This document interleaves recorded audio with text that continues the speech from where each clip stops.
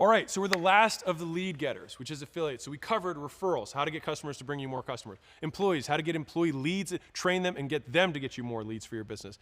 Agencies, how to use third parties the way I tend to do it so you can get the most long-term benefit for you and them.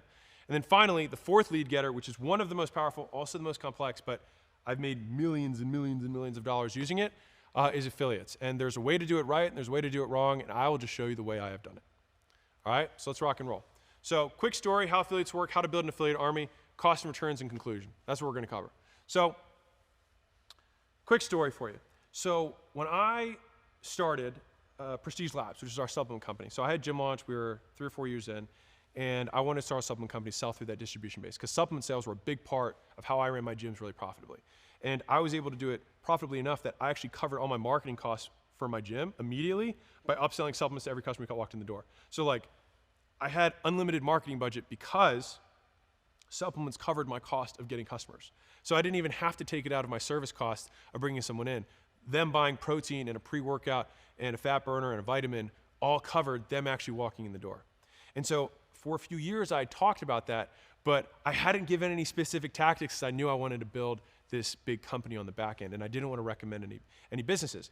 And so I spent a year and a half formulating, testing. Dr. Cash, who's a biochemist, made all these formulations for Prestige Labs. We made the whole supplement selling secret selling system, which was the whole thing that how I integrated it into my gyms as I made this massive launch. And truthfully, it was probably the best launch I've ever done of any product. We were super prepared, we had everything dialed, and it honestly went off without a hitch. The way that I actually launched this was, I told everyone, we built up a bunch of hype around it. I like using Whisper Tea Shot, which I'll explain in a second. But that crescendoed into this big webinar where I had all the gym owners there, and I sold, even though I didn't charge anything, I sold a system for selling supplements in any brick and mortar gym, and it was free. And so all they had to do was go in and use it, and then my supplements would serve as the way that they could deliver on the selling system. And I purposely built the selling system in a way that I wish I had been able to do. So there's a lot of things that I wish I had had when I had my gyms that my gyms in gym launch were able to do that I didn't. Like, I really wanted to have big high ticket bundles. I could never get that figured out with inventory because I would sell out too fast. I wanted to have subscriptions that people could get on basically 2 memberships with me, one for service and then one for supplements. So every month I get two paychecks. And so there's all these little things, and I wanted it to be a point of sale that was more like a checklist, not like a checkout page, because I want to be able to turn an iPad to them and say, you want this, this, and this, which is exactly how I sold in person on a piece of paper. So I try to make all of those things digital and make it drop ship for the gyms so they never even had to carry inventory. Because one of the biggest things I hated was every time I'd have to go and do another big program or a big launch, I'd have to go pony up and spend $6,000, $8,000, $10,000 in supplements, hoping that I would be able to sell them afterwards. And again, there was a big cash drag for me because I always felt the money going out and I was like, ugh. Whereas this way, I could just sell it and collect the cash without any risk. And so I built the business that I wish I had had supporting me as a gym owner. And that's what Prestige Labs was. And so I did this big launch. And I spent $3 million in, so like the scale difference, right? I spent $3 million in product, and I spent $1 million custom building this point of sale that was specifically made for gyms. And the next week, nothing happened. No sales came in, barely any sales came in. And the next week, again, barely any sales came in. And so I did the math, and I was like, it'll take us 5.5 years or whatever the number was for us to break even just on the inventory that I just bought. And I was like, I'm an idiot. I thought I was, Midas, everything I touched is gold. And, I started second guessing everything. I was like, I'm an idiot. I can't believe I did this. And then week 3, again, nothing happened. And then the 4th week after me launching this thing, boom, on Monday, we have $100,000 that goes through. Boom, $110,000 on Tuesday. Boom, 100 and something thousand on Wednesday. And I was like, holy shit. And I actually was able to find the screenshot of the first 5 weeks that everything started picking up after I did that supplement launch. You can see 429,000, 383,000, 411,000, 404,000, 452,000. And that was every week of sales that I was going through the system. I was like, it's working. And the difference was I wasn't selling anything. Our gym owners were selling it on our behalf. And so not once did I get a lead for my supplement business. The gym owners got leads for their business, and I integrated my business into their business. And so that every month when they got a new member, they would also sell them supplements, and those supplements happened to be ours, and they were specifically formulated for gyms to make their lives easier. And that is how I built Prestige Labs into a business that ultimately sold for many, many, many, many, many, many millions. All right. So if you want, this is actually a fun side note. I actually made a podcast, so it's episode 98 called I Remember. And it's, so if you want to go back in time, you can hear like young me talk about my thoughts and concerns the night before the launch. So like you can go, that's actually kind of cool. This is why I like I'm excited for 10 years from now, like for some of the things that we're documenting now, but you can be right there with me. So like you can hear what I'm thinking before I know it's going to happen.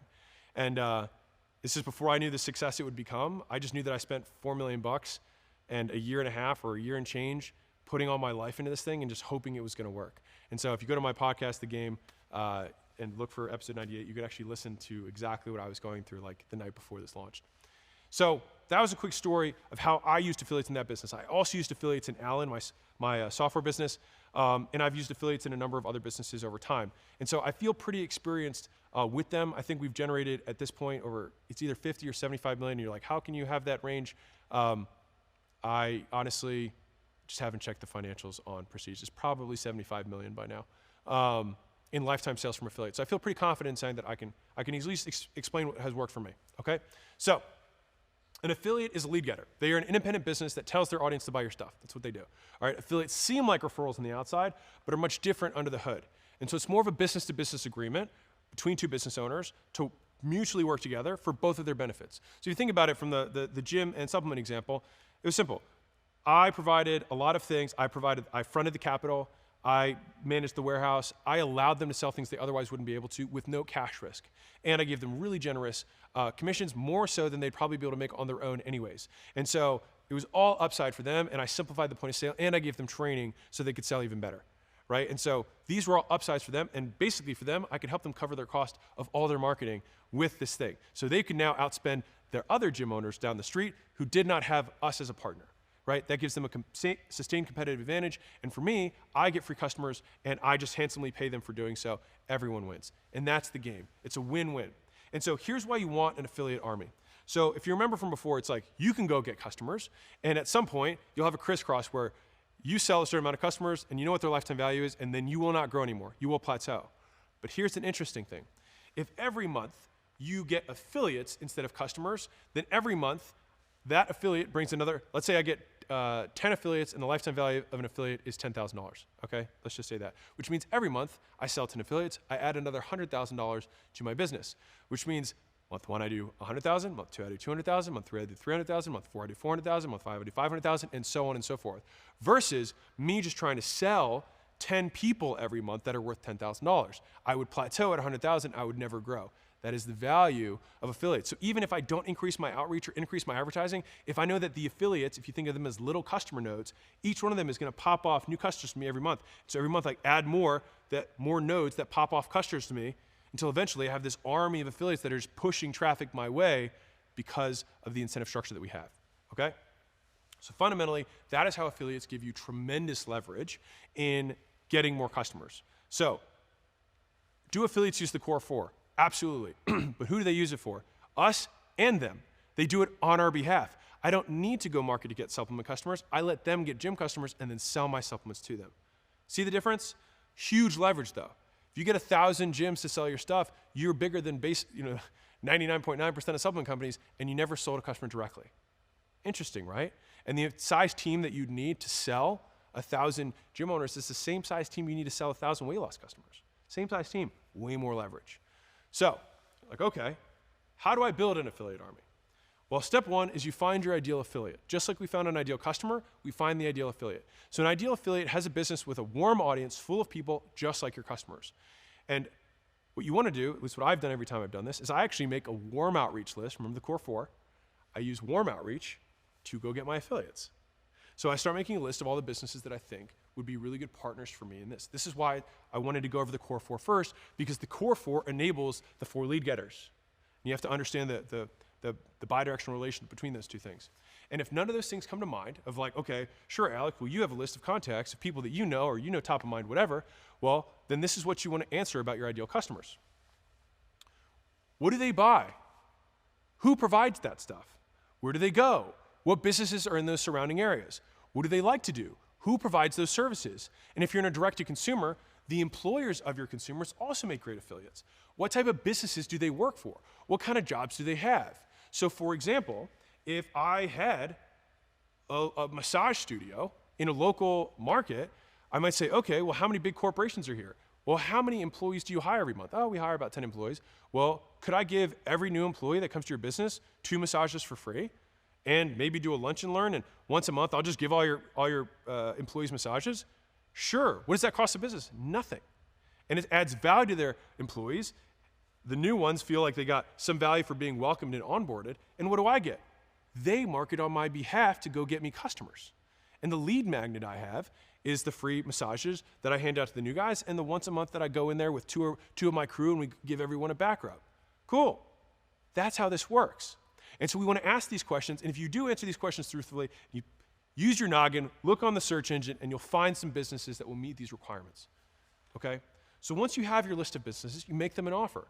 So you make the affiliate offer and advertise it the same way we would any other offer. We call out to our audience, we show them the value elements, then we give them a call to action. Hint, this is either a new way to make money or a new way to provide value to an existing audience. All right? In a B2B offer like I had with the gym owners, it was a new way for them to both provide value to their customers and make more money. Win-win, right? Now, in the employer example for the massage studio, the corporation's not going to make more money, but it's a way for them to provide value for free. So that's a big benefit for them. And so that's the idea, is we just want to find a way that we just help them for basically no cost. And when you can tie that, you tie yourself in to how they go market on your behalf, and that gives you leverage. So just as a quick thing of like what this might look like. So call outs for potential affiliates often include stuff like this. So affiliate business owners themselves, you could say attention spa owners. You could also talk about affiliate customers. So do you work with busy professionals who spend all their day in meetings? You could also talk about the results affiliate businesses promise. So to the heroes who heal the stress of others. You could also talk about products and services the affiliates deliver. So if you sell lotions or scented oils, this is for you. Or you can say to your own customers, do you know anyone who owns a spa? Right? These are all different ways you can think of call outs for making your affiliate offer. Again, we're using the same advertising principles as earlier. I'm just giving you examples. All right? And so now that we can grab a potential affiliate's attention, let's make it worth their while. So now we go through the elements of value, same as before. There's an unlimited amount of ways to show value, but all money-making offers, if you are talking about helping them make more money, which fundamentally most B2B offers are, they follow a similar structure. And that's good news because we don't need to reinvent the wheel. Most affiliate money-making offers show value something like this. Make more money from your current customers and get more leads from your current offer for less. That's the dream outcome. With a high chance of working since your customers already want the product, perceived likelihood of achievement, without needing to build, deliver, or provide customer support for the product yourself, effort and sacrifice. So you can start selling it tomorrow and making money. Time delay, 0, right? And so that's a pitch where you're saying, hey, I'm all upside. I've maximized the benefit, I've minimized the cost, which is a great offer for you. Now the key, especially with affiliates, is identifying the hidden costs. What are the other things they're going to have to do? So sure, many people want to sign up affiliates, but that's usually because there's work involved for them. So how can we massively minimize, how can we minimize the work that they have to do to sell our stuff? And that's all the pre-work we're going to do to make it seamless for them and easy for them to sell our stuff, okay? So once we've called them out, and now we get to qualify them. So that's step 3. So potential affiliates become actual affiliates when they understand and agree to your terms. All right? And just like customers, we want to get them their first win as fast as possible. So we set up our terms to force them to win as fast as possible. Remember the guarantee? How we said, hey, do these things, you get the guarantee? Well, we set up the terms of our agreement the same way. So way number 1 is you make them a customer. So think about it. If I say, hey, I want you to sell my supplements, what's the first thing I'm going to say? Buy the supplements. I don't want you to sell unless you've tried it. Be ethical about it. Try it, and if you like it, then sell it. If not, then I don't want you selling it because you won't believe in it, right? And so the first thing you do, ethically, is they buy. Now, this also creates some buy-in from them, so they have a little bit of skin in the game. Now, mind you, the first sale has nothing to do with the lifetime value of this customer. It's really purely as an activation threshold. That's all it is. And so I wouldn't try and price this really high. You just want to get them enough that they care. Way number 2 is that you make them an expert. They say, hey, I want to sell your stuff. And you say, hey, listen, you got to know what you're talking about. All right, so I want you to go through this little certification, and once you do go through the certification, then you can sell the stuff. Because otherwise, they start to dilute your brand. They start making promises you can't deliver on. Right? And this is a long-term brand play. And so once you have that, you set the bar to get them some skin in the game, and you certify them to become an expert in your thing, and that can take 10 minutes, or that can take a week. It just depends on how complex the thing is that you sell. Step 4 is figuring out what to pay them. All right, so the first bigger problem to solve with affiliates is getting them bought in. But the second biggest problem is how to keep them bought in, all right? And so they say, hey, what are you gonna pay me? And so you say money and free stuff, all right? It's one of my favorite things to pay, because if they are consuming the product, which ideally they do, because many of their audience usually participate in the same thing as the owners of that, then they get free goodies and knickknacks in addition to money. So, number one, we have to figure out what they get paid for. What exactly do I want the affiliate to do? Once I figure that out, that is what I pay them for. Number two is how much they get paid. So for me, I determine that as the maximal allowable cost to acquire a customer. So if I know what my 3-to-1 is, and I know what my gross profit is, then I know a third of that is my maximum that I'm willing to pay in order to keep my business economics making sense. And so let me give you an example of what maximal allowable CAC would translate into an affiliate structure. And there's a lot of things you can probably take from this. I'm gonna give you a little behind the curtain look. Of course, this is my curtain. You want 3 tiers. I learned this from an affiliate expert. So the private equity firm that bought Gym Launch actually hired a really expensive consultant to come in and walk through the affiliate program. And he shared a couple of really important nuances that I'm gonna share with you right now. So let me just save you millions of dollars of mistakes right now. So one, he said, don't do 5, don't do 2, 3 tiers. Everybody understands 3 tiers, 3-tier structure. It's like, okay, good to know. He said tier 1 is the one that everyone gets, and that's small. Tier 2 is once they do the key activation point. Now, key activation can be whatever you've already determined from your most successful affiliates. You reverse engineer the things that they did, and you make that the activation point. So as an example, it could be, hey, buy the products, go through the certification, get certified, and use them for a month. Once you do that, you bump your affiliate commissions just by doing that. What's cool about that is that it's an activity-based bonus. So they have complete control over that. And so tier 1, everyone gets. Tier 2, they get after they have some sort of activation. And then tier 3 is when they become a God level affiliate. When I say God level, I really just mean what is the level of sales that you would say is material or above the threshold that you're like, this is a high producing affiliate, right? And that may depend on your business. For some people, it might be $500 a month. For some people, it might be $50,000 a month. It just depends on the business. All right, and so now let's walk through this example.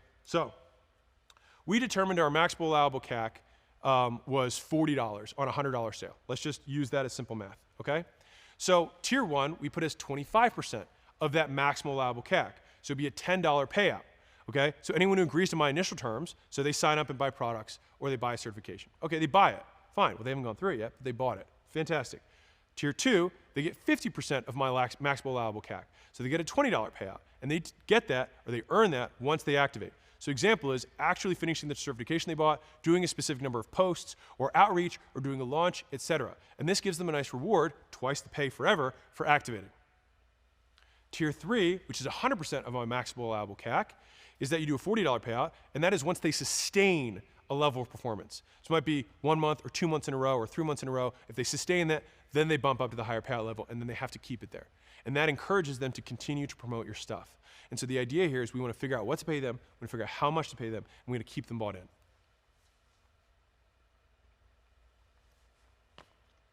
Pro tip. So if you can, pay with product if possible.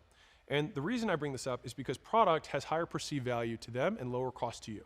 So I had this big promotion I called Sell 3, Get It Free.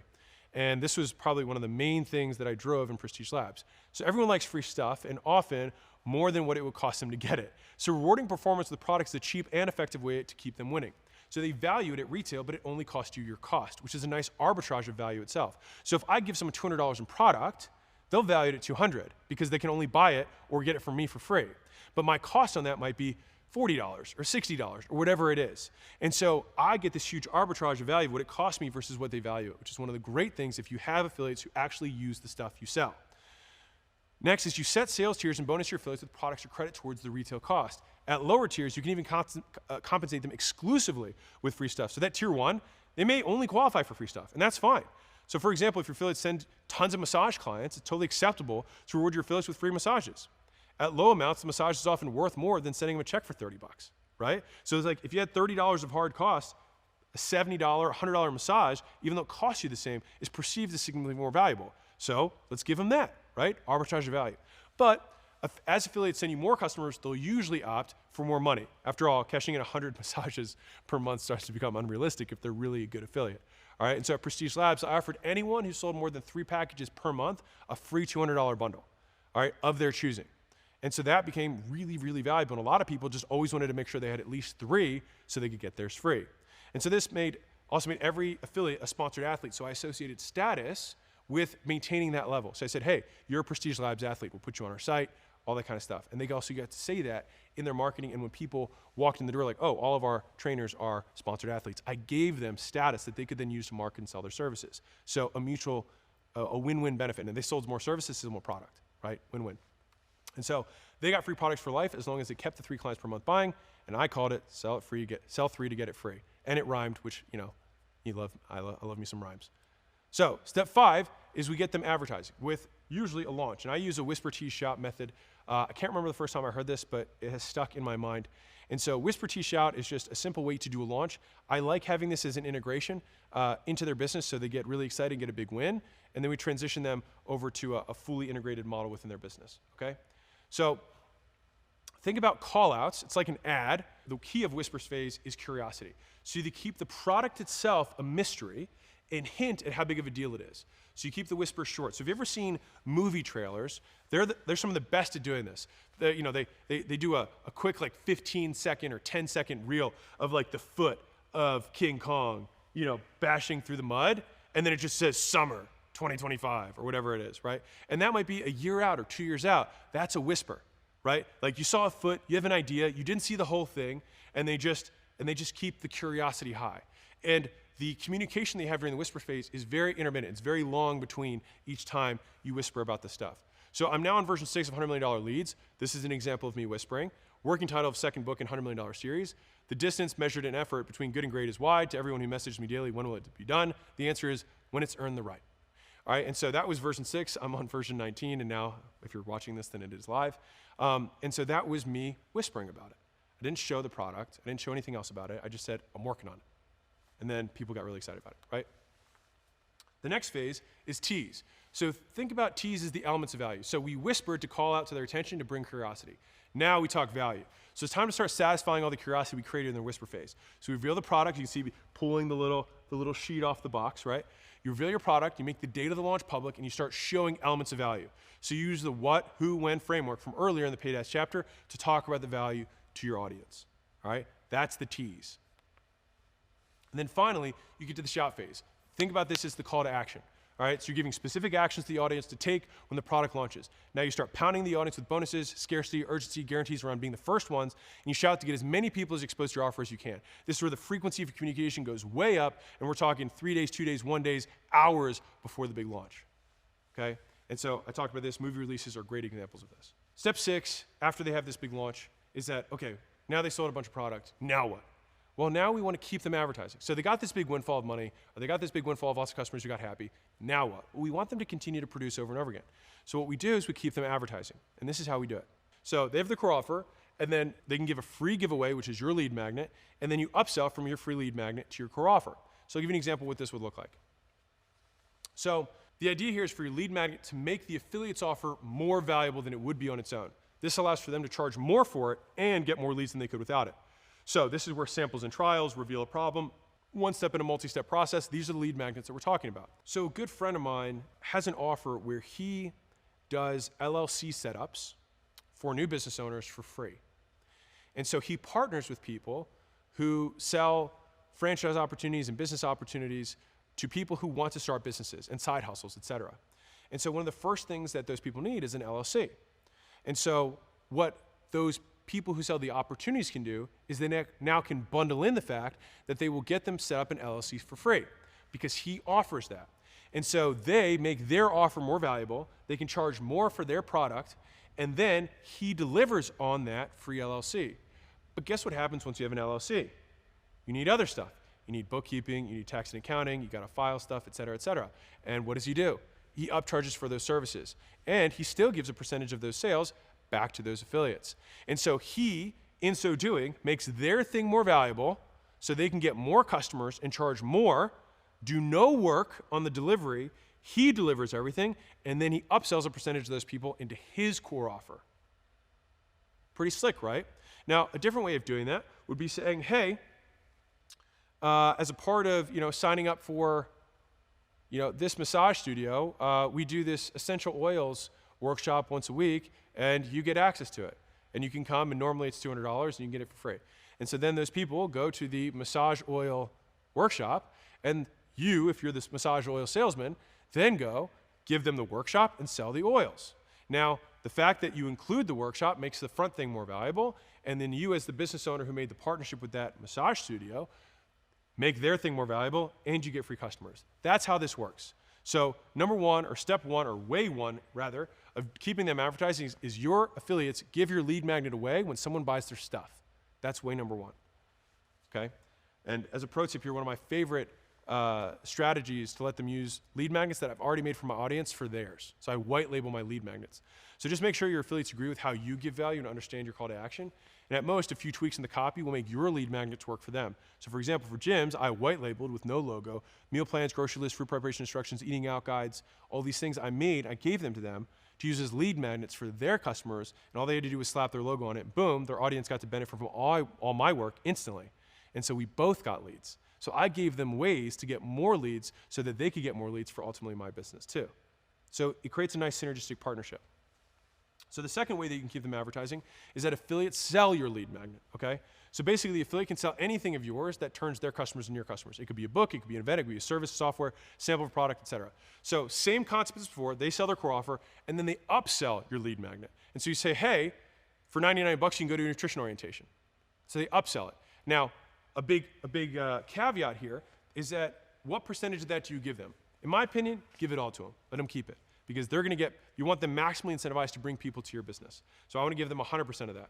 And so an example of this is like, there's actually a chiropractor business that does a really good job of this. What they do is they actually partner with local gyms. Again, I like to speak from experience rather than pontificate on ideals or hypotheticals, and so you can use these things in your business, okay? And so the chiropractors made these partnerships, and then they would run posture assessment things for people who had shoulder pain, who worked at a desk all day, and how they could get the most out of their workouts while being pain-free. And so a gym owner or anybody who owned a community could sell access to that workshop, a 3-hour workshop for 99 bucks, and keep 100% of that money.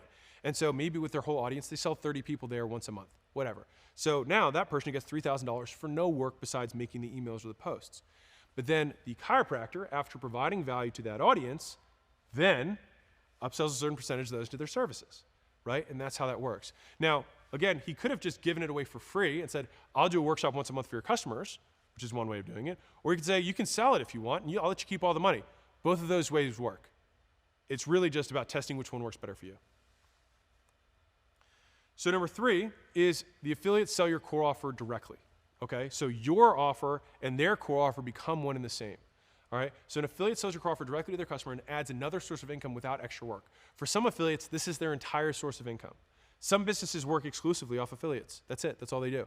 A lot of influencers basically do this. They say, hey, I run all this media, and then they push their traffic to 2 or 3 core offers that they monetize, and that's how they make money, right? That is one way to do it. So as an example, they sell your entire massage package, and they sell your entire program or services, and they bundle their services with your paid services and charge an even higher price. So they can either sell just your thing or their thing plus your thing and get a percentage from you and get the piece from themselves. That is the simplest of the models, not necessarily the most effective. I show you all 3 because different businesses have scaled all of these to the moon. And so the case study for Prestige Labs is an example where we've actually done multiple versions of each of those 3 within Prestige Labs. So the first example I gave you was that they give a free thing and then we upsell. And so one of the things that we do at Prestige Labs is that twice a year, we run a transformation challenge. And so all the gyms push all of their customers to a transformation challenge, which is a webinar that we hold for free.